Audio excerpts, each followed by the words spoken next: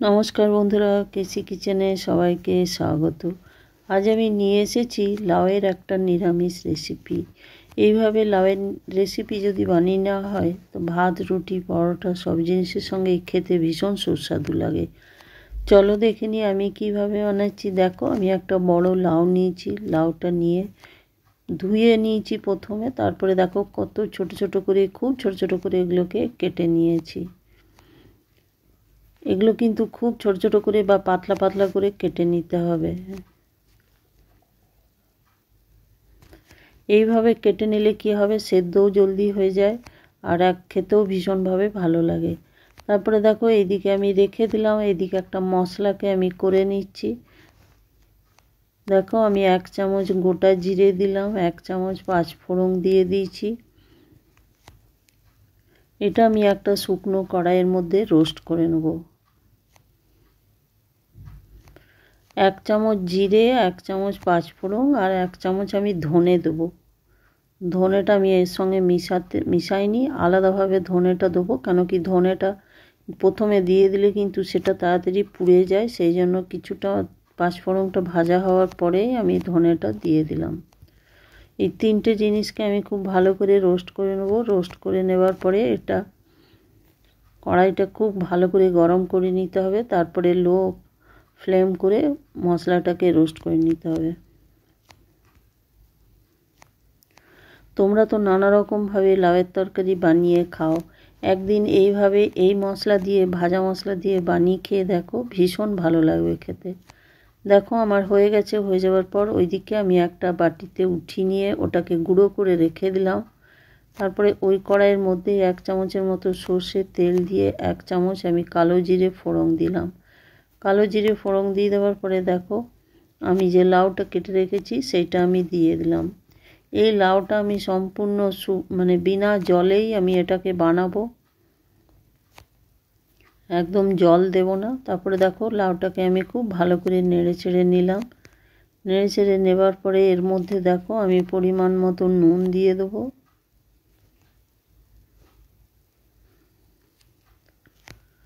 এবার আমি এর মধ্যে 1 চামচের মতো হলুদ দিয়ে দেবো।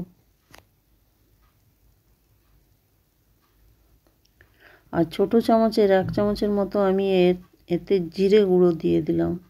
খুব হালকা করে মশলাটা আমি দিয়েছি। আর এটা একদম খুব তেল মশলাতে রান্নাটা হবে আর খেতেও ভীষণ ভালো লাগে। দেখো জিরেটা দিয়ে দেওয়ার পরে একটুখানি আমি বেশ ভালো করে কষিয়ে নেব বা ভেজে নেব। ভেজে নেবার পরে আঁচটা একদম লো করে দিয়ে আমি ঢাকা দিয়ে প্রায় 10 মিনিটের মতো রেখে দিলাম। তারপরে দেখো ঢাকা খুলে আমি দেখাচ্ছি, এর মধ্যে থেকে জলও বেরিয়েছে। সেই জলেতেই আমার লাউটাও সেদ্ধ হয়ে গেছে। এর মধ্যে কোনো রকম আমি 1 ফোঁটাও জল দিইনি। এই লাউটা ভীষণ কচি, সেই জন্য লাউয়ের জলেই এটা সেদ্ধ হয়ে গেছে।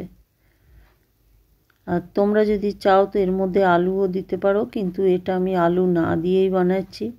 এইভাবে একদিন বানিয়ে দেখো, খেতে অসম্ভব ভালো লাগে। দেখো লাউটা আমার সেদ্ধ হয়ে গেছে। সেদ্ধ হয়ে যাওয়ার পরে দেখো একটা বাটির মধ্যে আমি এটাকে উঠিয়ে নিলাম। প্রথমে পুরো লাউটা আমি এর একটা বাটির মধ্যে উঠিয়ে নিলাম। উঠিয়ে নেবার পরে ওই কড়াইটাই ধুয়ে পরিষ্কার করে আবার আমি চড়িয়ে দিলাম। 1 চামচের মতো আমি এর মধ্যে আরও কালো জিরে ফোড়ন দিয়ে দিলাম। তার সাথে আমি বড়ি আর শুকনো লঙ্কা এর মধ্যে দিয়ে দিলাম।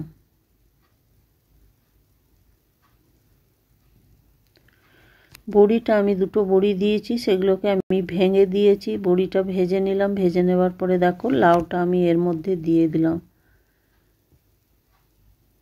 লাউটা দিয়ে দেওয়ার পরে বেশ খানিকক্ষণ আর একটুখানি ভেজে নেবো, তাহলে বড়িটা আরও নরম হয়ে যাবে।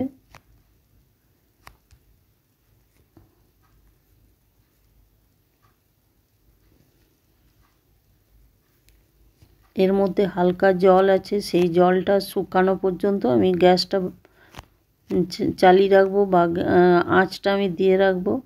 এরপরে দেখুন আমার জলটাও শুকিয়ে গেছে। এর মধ্যে আমি একটুখানি ধনেপাতা ছড়িয়ে দিলাম। তারপরে ওইদিকে যে ভাজা মশলা করে রেখেছি, তবে আমি মশলা পুরোটা দেব না, আমি অন্য আরও কোনো তরকারিতে এয়ারটাইট কোটোতে ওটা আমি রেখে দেবো। যেহেতু ভাজা মশলা এটা অনেক দিন পর্যন্ত থেকেও যায়। তারপরে দেখো 1 চামচের মতো আমি দিয়ে দিলাম। দিয়ে দেওয়ার পরে বেশ ভালো করে একটুখানি আমি এটা নেড়ে নিলাম বা মিলিয়ে দিলাম ভাজা মশলাটা। তারপরে দেখো তরকারিটা আমার হয়ে গেছে। হয়ে যাওয়ার পরে আমি গ্যাসটা বন্ধ করে দিলাম। গ্যাসটা বন্ধ করে দিয়ে ঢাকা দিয়ে স্ট্যান্ডিং টাইমে 5 মিনিটের জন্য রেখে দিলাম।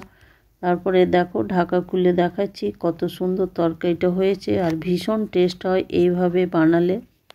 আমার রেসিপি যদি তোমাদের ভালো লেগে থাকে তো লাইক, শেয়ার ও কমেন্ট অতি অবশ্যই করে দিও। নতুন বন্ধুদের সাবস্ক্রাইব করার অনুরোধ রইল। তোমরা সকলে ভালো থেকো, সুস্থ থেকো। ফিরে আসছি পরের রেসিপি নিয়ে।